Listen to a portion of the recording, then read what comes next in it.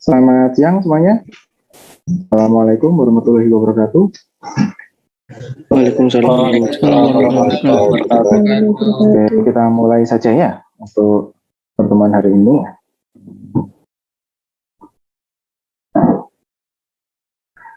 Hari ini kita bahas tentang fungsi, ya, fungsi dan array. Nanti di pertemuan yang kedua kalau tidak salah.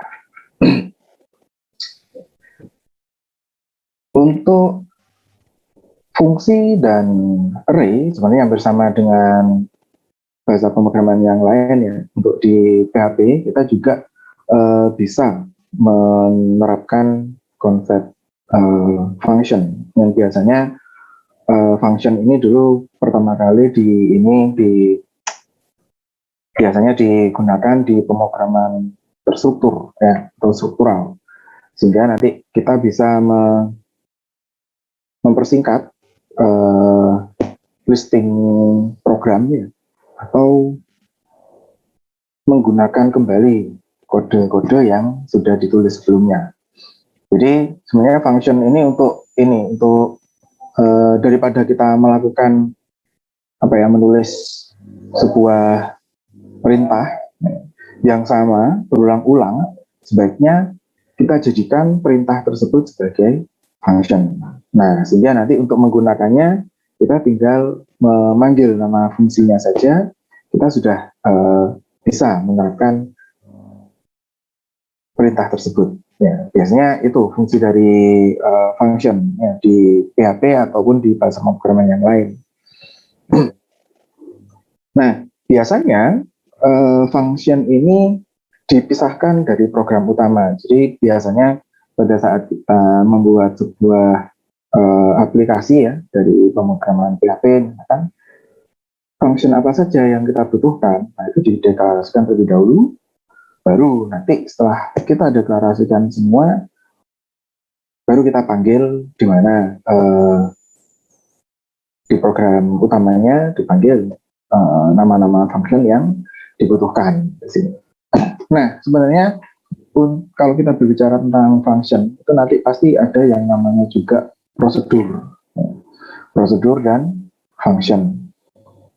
Untuk nama keywordnya sama, nanti kita menggunakan kata kunci function ya untuk membuat sebuah fungsi di PHP, lalu nanti diikuti dengan kurung kurawal ya. Jadi nanti fungsinya namanya apa, terus nanti diikuti dengan kurung kurawal. Nah, deklarasi dari fungsinya, perintah-perintah apa, terus apakah menggunakan variabel apa saja yang digunakan, itu nanti berada di dalam kurung kurawal. Nah, karena PHP ya, jadi nanti tiap baris juga diakhiri dengan titik koma. Nah, tadi saya sempat menyinggung ada yang juga disebut prosedur. Prosedur itu apa? Prosedur itu biasanya sama seperti function, tapi kalau tidak mengembalikan nilai, jadi nggak ada return value-nya, nanti kita bisa menggunakan prosedur. Tapi kalau nanti dibutuhkan return value, nanti kita buat sebagai function, seperti itu. Nah, ini contoh function.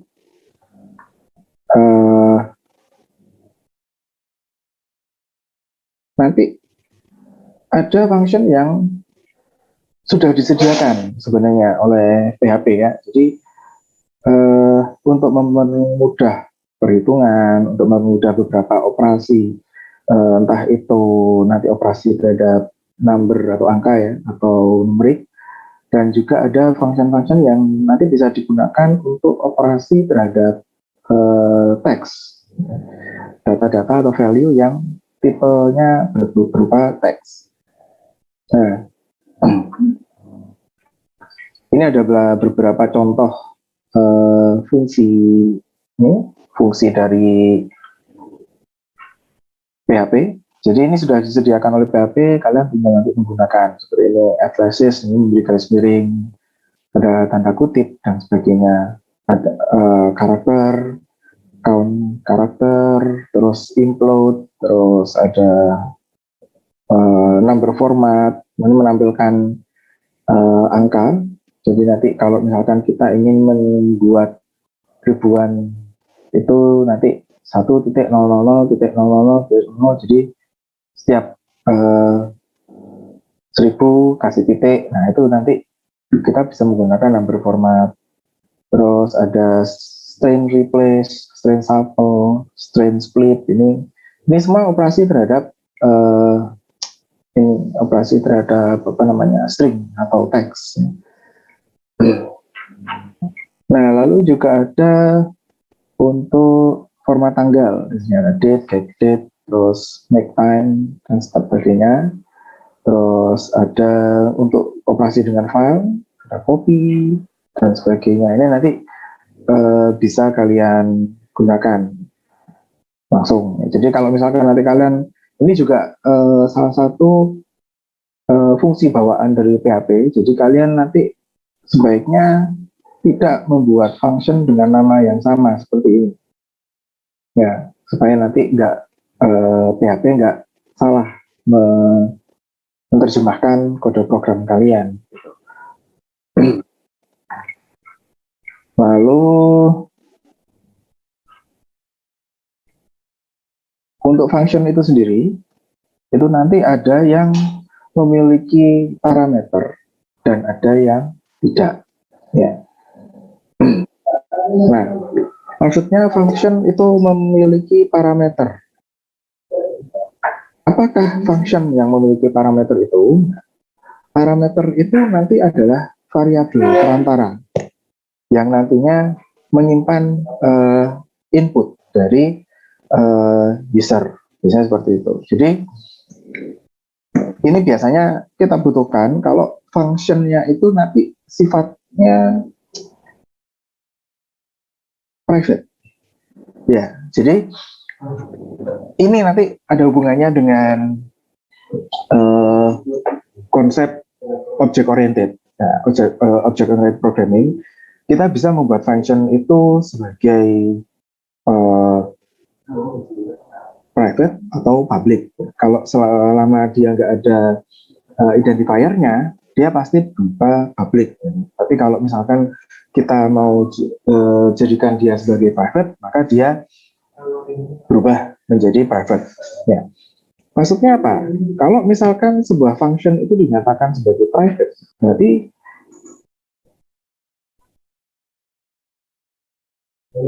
kode program atau main program yang berada di luar file tersebut, ya kalau kita nggak bicara kelas ya, nanti sebenarnya ada hubungannya dengan kelas. Kalau misalkan kita bermain dengan identifier dari sebuah function. Nah, pada saat kita memberikan hak akses private terhadap function tersebut, main program atau kode program yang berada di luar kelas tersebut itu nggak bisa langsung akses fungsi dan isi dari fungsi tersebut. Nggak memiliki hak akses untuk memodifikasi variabel yang ada di dalam function, sehingga dia membutuhkan parameter sebagai perantara yang akan menyimpan sementara value yang masuk ke dalam function tersebut.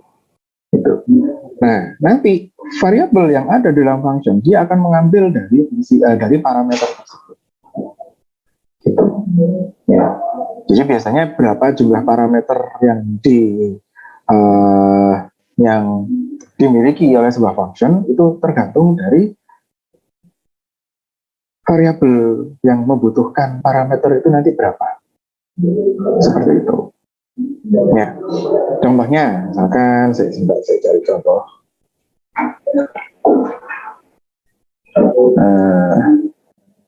Kalau untuk yang halaman 119 ini, akar kuadrat sama dengan square root 9. Nah, square root ini salah satu contoh function dari PHP sendiri ya. Jadi, square root ini untuk sebuah function untuk mencari akar saja dari 9. Nah, ini miliknya si PHP. Jadi ini fungsi standarnya PHP. Nah, terus kalau ini echo 12 pangkat 2 adalah titik POW 12.2. Nah, ini POW 12.2 ini sudah termasuk parameter dari function power. Ya. Function power ini membutuhkan 2 parameter, yaitu parameter yang pertama itu nanti bilangan apa namanya kalau yang dipangkatkan itu ya, bilangan yang nantinya dipangkatkan. Saya lupa istilahnya kalau di matematika. Nah, parameter yang kedua adalah pangkatnya. Gitu. Nah, ini termasuk parameter di sini. Nah, nanti value-nya yang ada di sini itu dimasukkan ke function-nya si power ini tadi. Gitu. Contohnya, kalau misalkan kita nggak memasukkan 12 dan 2 ini, nggak ada value, nggak akan ini, biasanya error nantinya. Kenapa? Karena function power itu dia butuh 2 parameter. Ya. Kalau misalkan saya kasih 2 atau 12, bisa jadi nanti hasilnya beda. Kenapa? Karena nanti 2 dipangkatkan 12. Ya, jadi urutan dari parameter itu nanti juga mempengaruhi hasil dari function yang digunakan. Gitu. Ya. Paham ya di sini ya. Jadi 12 dan 2 ini bukan inputan sebenarnya. Dia ini adalah sebuah value yang nantinya ditangkap oleh parameter dari function power. Yang nantinya akan diproses, dihitung di dalamnya function power ini tadi. Ya. Seperti ini jadinya modelnya. Nah, kalau misalkan kebalik, ya berarti nanti yang dipangkatkan bukan 12-nya, tapi 2-nya. 2 dipangkatkan 12. Seperti itu. Ya, jadi parameter 1 dan parameter 2 ini juga mempengaruhi nanti hasil perhitungan dari sebuah function. Sama seperti nanti pada saat kalian membuat sebuah function, kalian juga tentukan mana yang menjadi parameter 1, parameter 2, nanti fungsinya untuk apa, dan seterusnya. Ya. Nah, ini misalkan fungsi perkalian. Kalian membuat sebuah function. Function perkalian. Parameter yang pertama adalah angka 1, angka 2. A sama dengan angka 1, B sama dengan angka 2. Hasilnya A kali B. Return hasil. Ya. Maksudnya, pada saat nanti kalian memasukkan sebuah, memanggil function perkalian, kalian harus memasukkan value yang ditangkap oleh parameter angka 1 dan angka 2. Nah, nanti value yang berada di angka 1 dan angka 2 itu dimasukkan ke variabel A, angka 2 dimasukkan ke variabel B. Lalu hasilnya A kali B. Yang dikembalikan nanti adalah hasil. Yang dibalik maksudnya apa? Kalau kita panggil function perkalian itu, nanti yang digunakan sebagai output adalah hasil. Bukan lagi variabel angka 1, angka 2. Gitu. Nah, kenapa kok kita nggak menggunakan A dan B? Kan langsung Pak, kalau A dan B kan langsung enak dan sebagainya. Ini kembali lagi ke identifier yang ada di function. Ini nanti berlaku kalau misalkan kita rubah si function ini menjadi private, ini masih tetap bisa dijalankan. Kenapa? Karena kalau sebagai function yang private, kita nggak akan bisa langsung mengakses variabel A dan B. Nah, dengan begini, kita kan nggak langsung mengakses variabel A dan B ini. Yang diakses adalah angka 1 dan angka 2. Angka 1 masuk ke variabel A, angka 2 masuk ke variabel B. Ini yang di dalamnya, ini sudah. Yang bersentuhan langsung dengan si user, si angka 1 dan angka 2-nya, bukan A dan B. Sehingga dia nanti bisa tetap dilakukan. Nah, seperti ini, hasil sama dengan perkalian parameter angka 1-nya adalah 4, 5.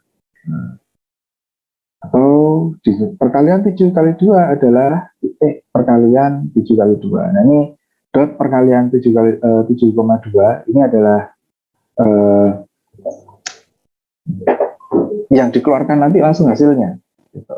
Bukan lagi angka 1 itu berapa, angka 2 berapa, enggak, langsung yang dikeluarkan adalah hasilnya. Jadi nanti isinya perkalian 7 kali 2 adalah 14 langsung. Ya, itu yang disebut fungsi dengan parameter. Nah, contoh kedua, nanti ada fungsi menentukan luas lingkaran. Di sini untuk luas lingkaran itu kan nanti parameternya kan cuman jari-jari ya, R, radius. Nah, sehingga kita bisa membuat function luas lingkaran, parameternya hanya jari-jari saja. Nah, nanti di dalamnya langsung return pi kali jari-jari kali jari-jari.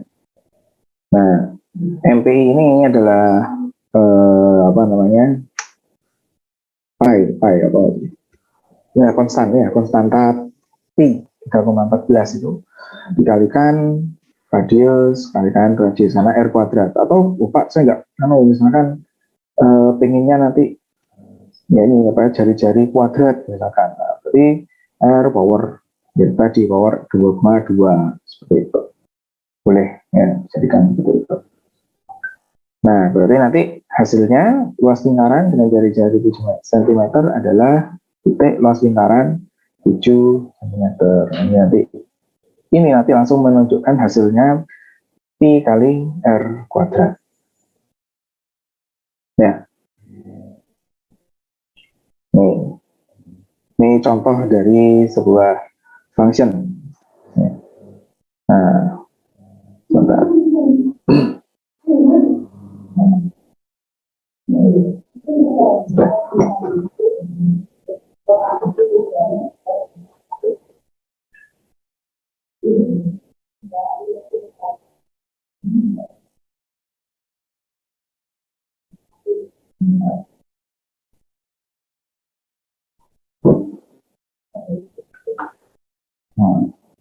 Kelihatan ya?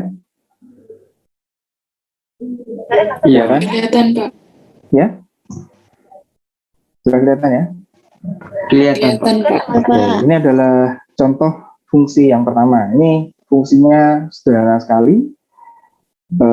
Jadi fungsinya ini cuman mengeluarkan hello world ke dalam layar. Nah, kita menuliskan hello world, tapi kita misalkan kalau biasanya kan kita menuliskannya kan echo hello world gitu ya. Nah, cuma kita bisa juga kita membuat seperti ini. Kita menggunakan sebuah function akan seperti ini ya.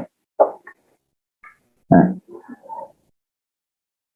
kita jadikan echo hello world ini sebuah function, sehingga kita nanti tinggal memanggil nama fungsinya saja.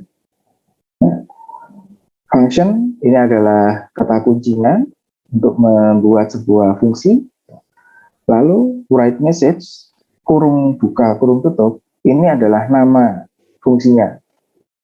Kalau misalkan nanti dibutuhkan parameter, itu ditaruh di dalam kurung biasa ini.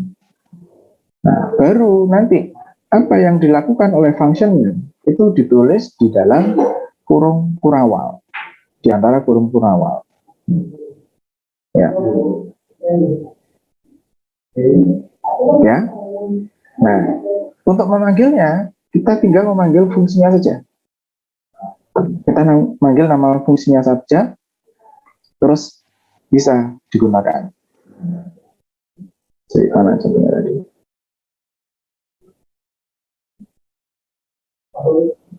Contohnya ini.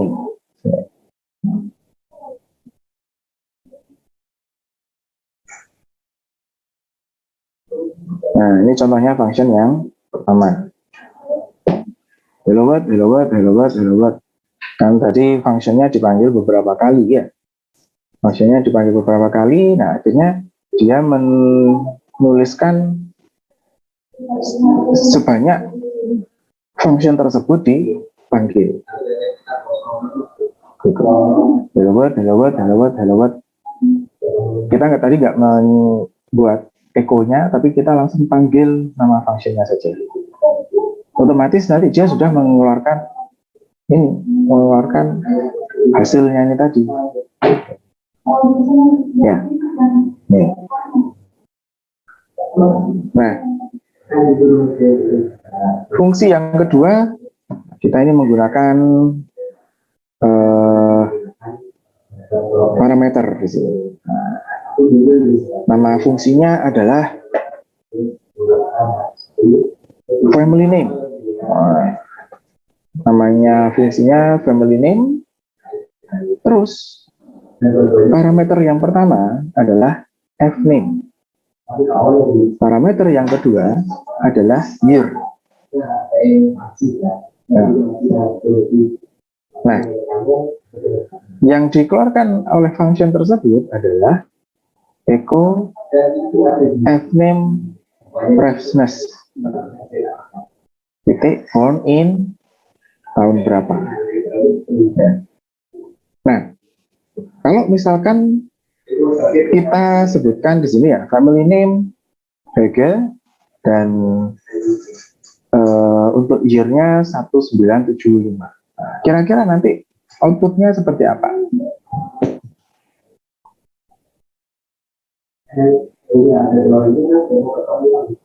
Gimana? Outputnya seperti apa?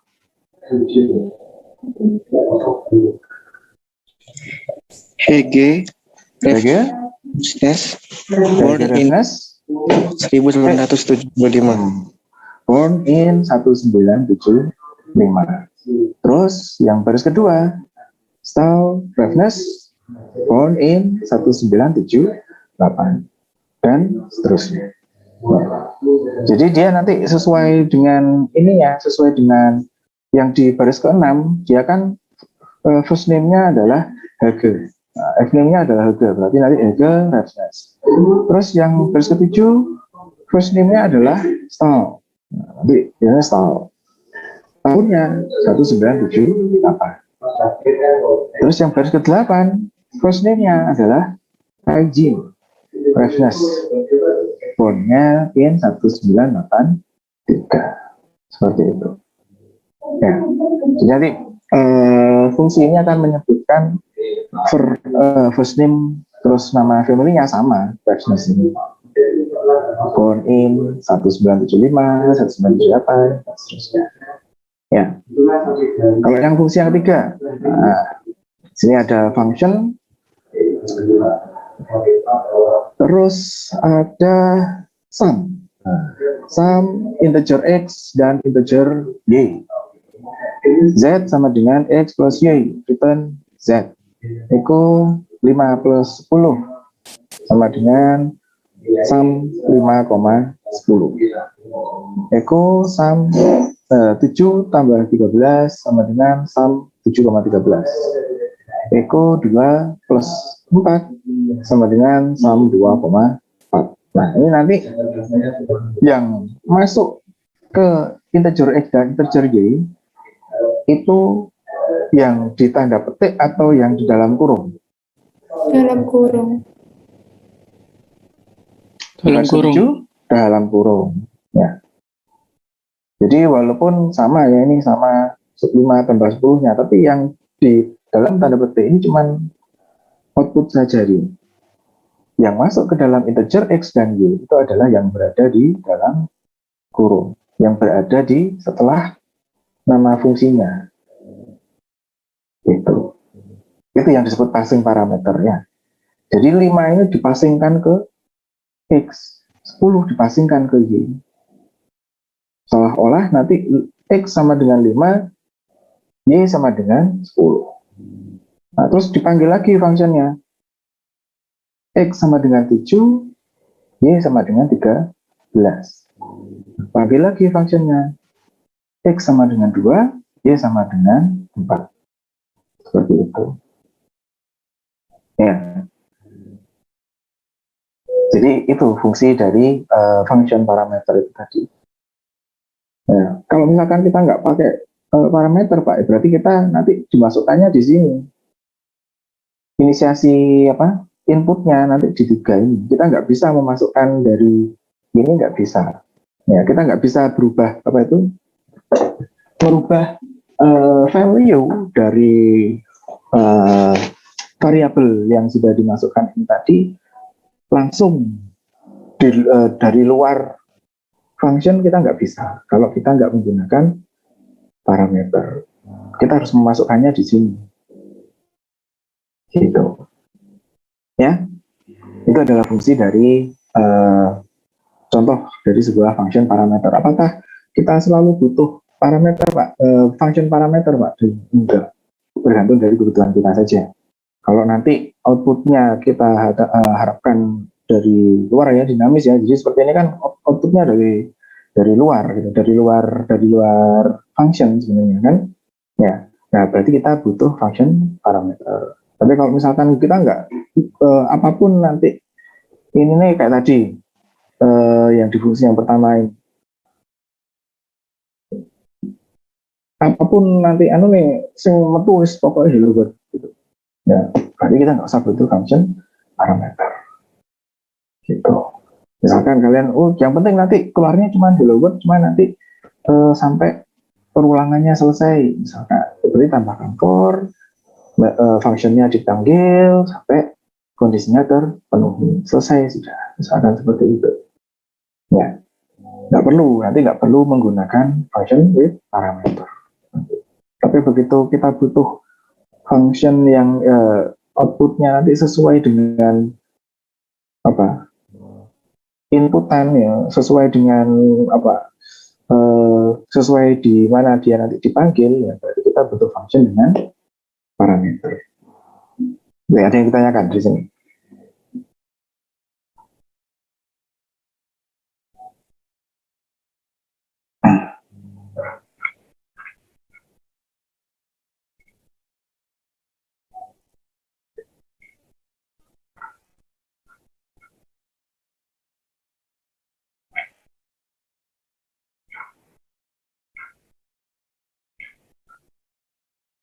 Belum?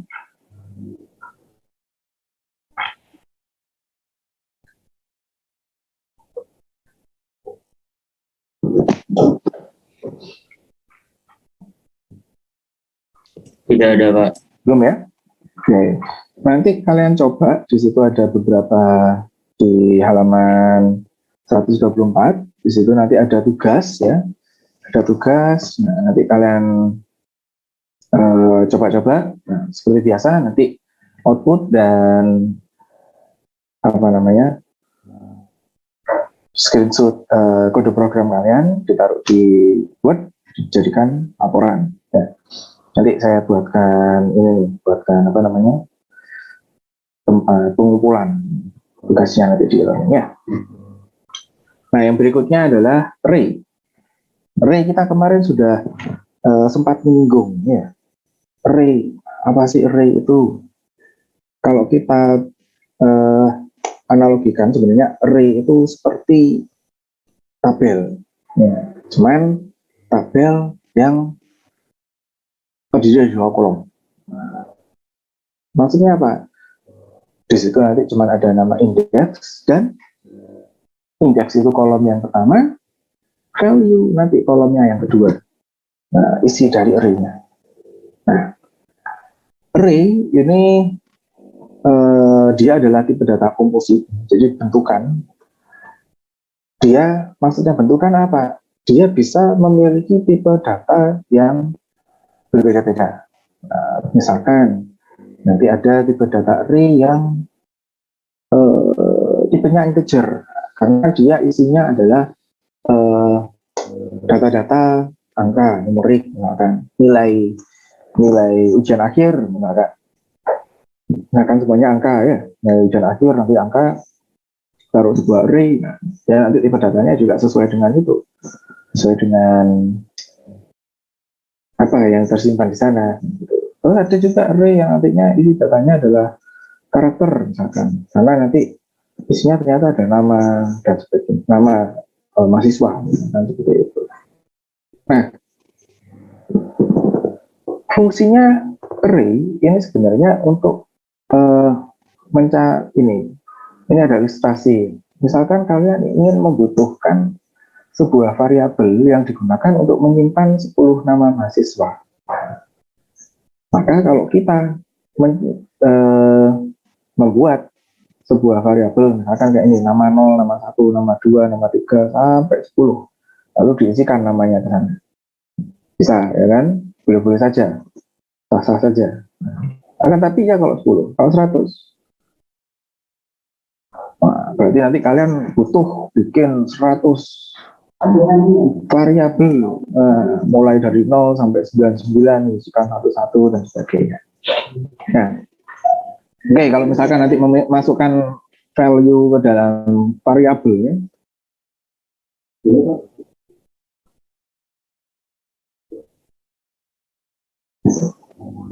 sebentar ya, sebentar.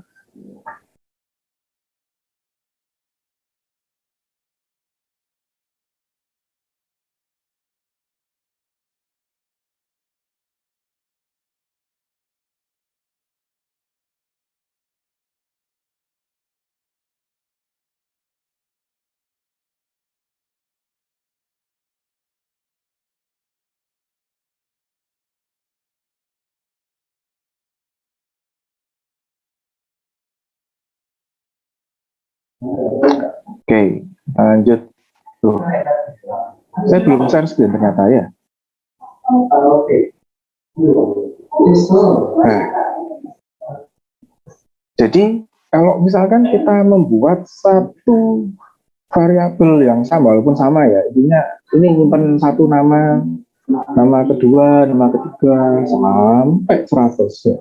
Kan capek ya, ngetik satu persatu, nama 0, nama 2, nama 3, dan seterusnya, sampai 100.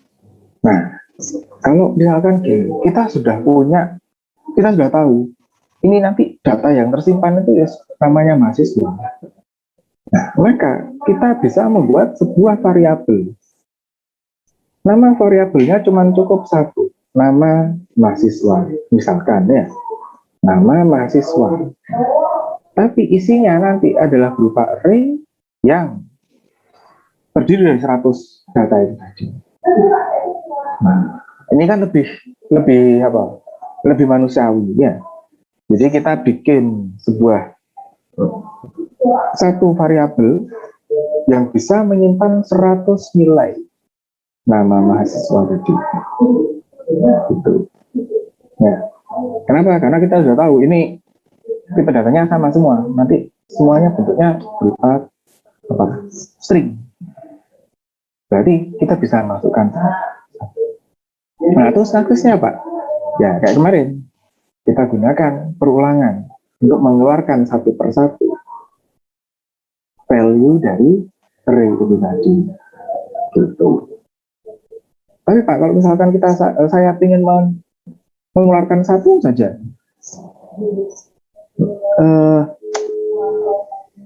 saya ingin menampilkan baris pertama dari array. Gimana ini? Yang kita perlu akses hanya indeksnya saja. Nama mahasiswa kurung siku 0. Nah, itu berarti maksudnya kita mengakses value pertama, value baris pertama dari array itu tadi. Gitu. Nah, terus kalau ke 15, tinggal nama mahasiswa kurung kurawal 14 sama dengan siapa? Nah, itu aja, itu sudah otomatis nanti yang diakses adalah indeks ke-14 dari array nama mahasiswa. Jadi yang kita ambil adalah indeksnya saja. Kita pinginnya data yang keberapa? Seperti itu. Ya. Dan itu jauh lebih mudah daripada kita nanti bikin variabel 1, 2, 3, 4, 5 sampai 100. Gitu. Karena di dalam array itu tadi, walaupun kita ngambil yang kita masukkan cuma namanya saja, tapi otomatis nanti dia sudah tersimpan sebagai indeks dan value, indeks dan value, indeks dan value. Harus di sini disebut key ya, indeks itu key, key value, key value, key value. kelebihan dari array nantinya. Apakah di pemaparan nggak ada, Pak? Ada. Semua. Ini untuk menggunakan ini di ini Eko nama 1. Nah ini nanti outputnya adalah Andri. Kenapa? Karena dia adalah array pertama.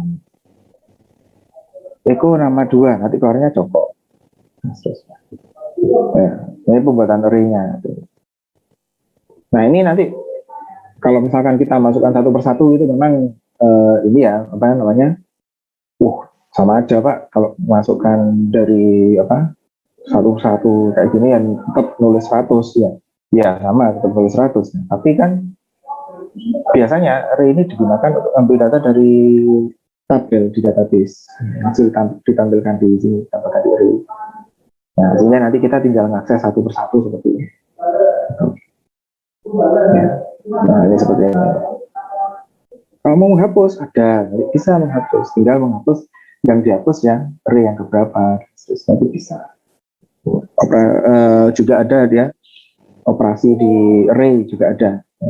Kita bisa mengakses value yang ada di array, kita juga bisa mengakses si apa namanya ini bisa mengakses apa namanya memproses apa saja yang ada di sini. Ya.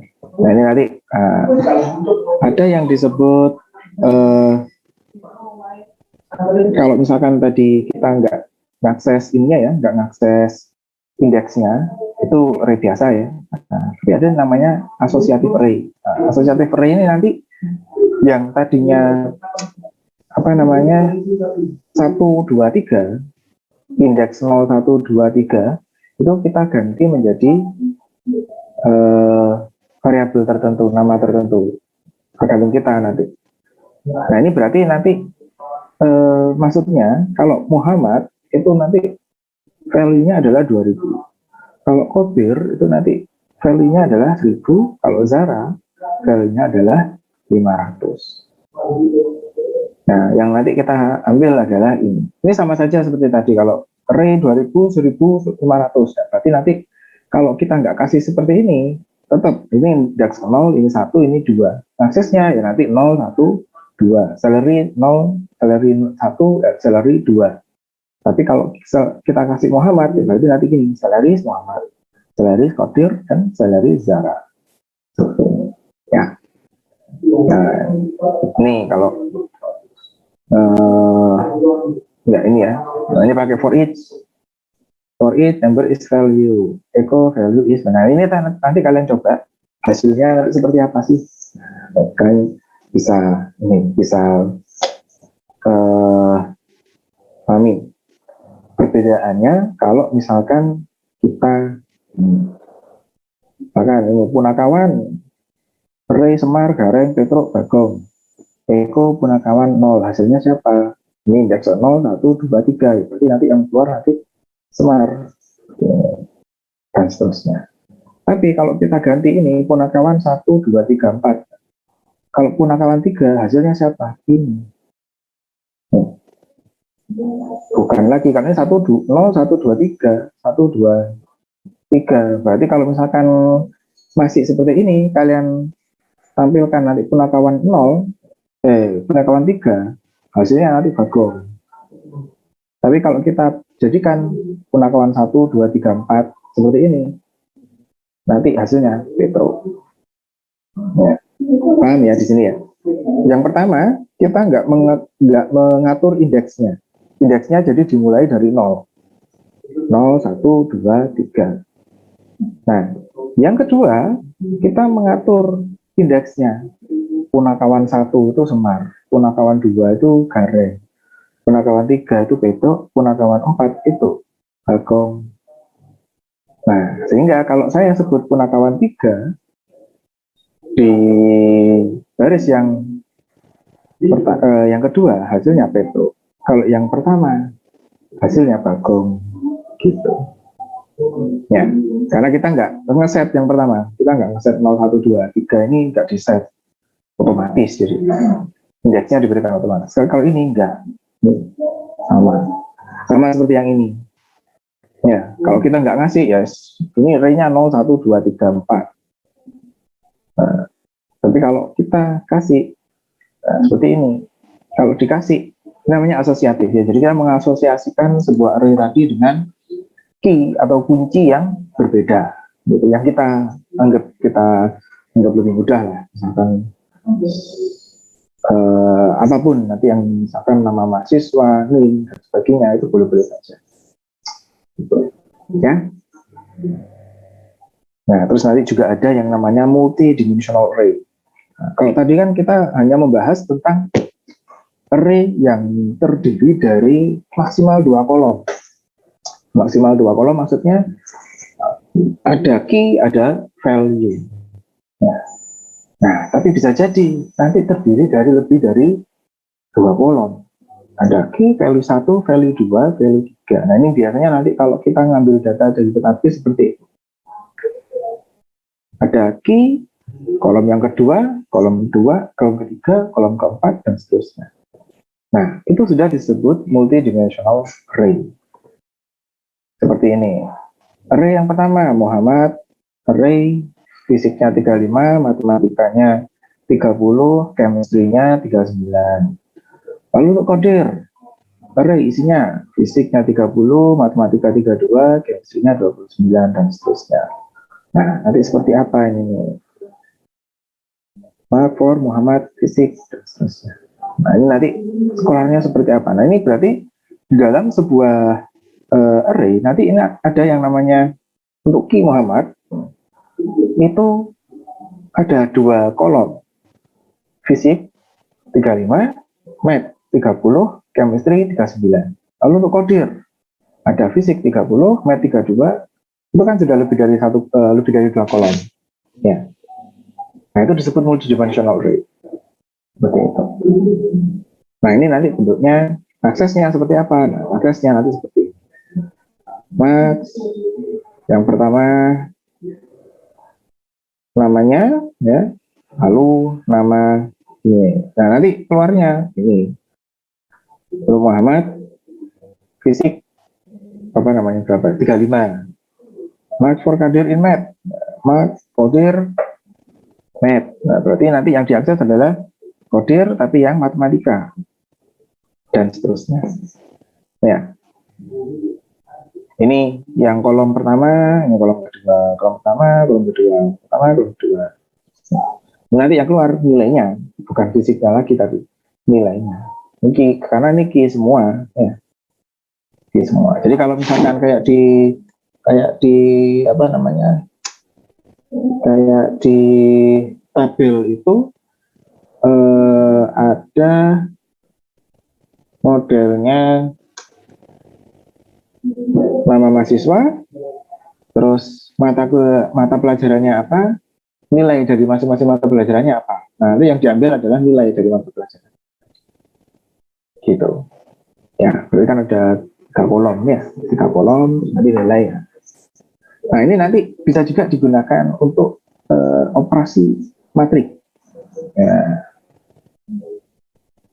Nih, tugasnya lumayan nih. Nanti kalian harus menjumlahkan atau mengkalikan ya, menjumlahkan 2 elemen matrik ini A plus B, 1 tambah 3, 1 tambah 3, 1 tambah 3, 2 tambah 2, 2 tambah 2, 2 tambah 2. Nanti apa ini harus menggunakan looping. Berarti nanti menggunakan perulangan. Coba nanti kalian selesaikan menggunakan perulangan.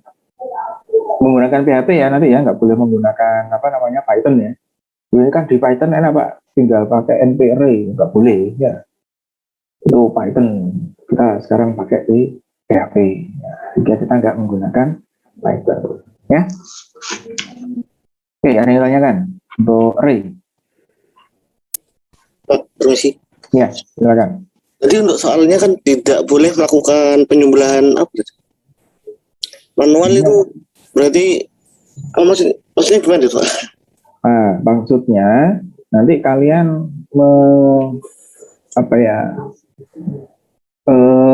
penjumlahannya itu nanti menggunakan gini. Kalian ngambil value yang pertama dimasukkan ke variabel. Ya. Ambil misalkan ini indeksnya ya, kan ada baris kolom ya. Indeksnya IJ, ini KL misalkan. I1 J1, K1 L1. Nah, yang dijumlahkan nanti I1 K1 tambah value yang ada di K1 L1. Nah, lalu looping ya kan, diambil ini for each IJ, nah, seperti itu. Jadi kalian nggak boleh maksudnya IJ 1 tambah I1 J1 tambah K1 L1. Terus nanti berikutnya seperti itu ke bawah lagi I2 J1 tambah K2 L1. Terus berikutnya nah gitu, nggak boleh, tapi harus pakai perulangan kayak tadi. Jadi nanti yang menjumlahkan itu nanti adalah, entah itu nanti kalian menggunakan for each atau for, diperbolehkan ya, atau while juga boleh, tapi kayaknya mending for atau for each kalau untuk nah nanti proses yang di dalamnya for atau for each itu nanti ini I1 J1 tambah K1 L1, nah, dan seterusnya, satunya nambah. Nah, terus gitu. Ya, Pak, terima kasih. Ya, jadi nanti yang pertama dilihat dulu ini ada berapa, misalkan kalau pakai for ya, dihitung dulu ini berapa kali berapa, terus nanti I-nya ada berapa, J-nya ada berapa, nah nanti itu yang berulang, ditambah K berapa, L-nya berapa, seperti itu. Ya, oke, paham ya? Iya, Pak. Oke, nanti akan saya buatkan ini nih link untuk pengumpulan tugasnya di e-learning. Nah, dijadikan satu saja ya untuk tugasnya ya. Jadikan satu file saja ya. Atau gimana enaknya? Jadikan satu aja wis ya. Jadi nanti yang pertama nanti kalian belajar functionnya, terus nanti boleh kalian tambahkan halaman untuk yang array, yang tugas ini, ya. Jadi nggak usah banyak-banyak file nanti yang dikirimkan, dan nanti kalian bisa langsung dijadikan satu file, kan nggak sampai 2 mega, 10 mega ya, kalau cuman buat aja ya. Oke. Ada yang tanyakan?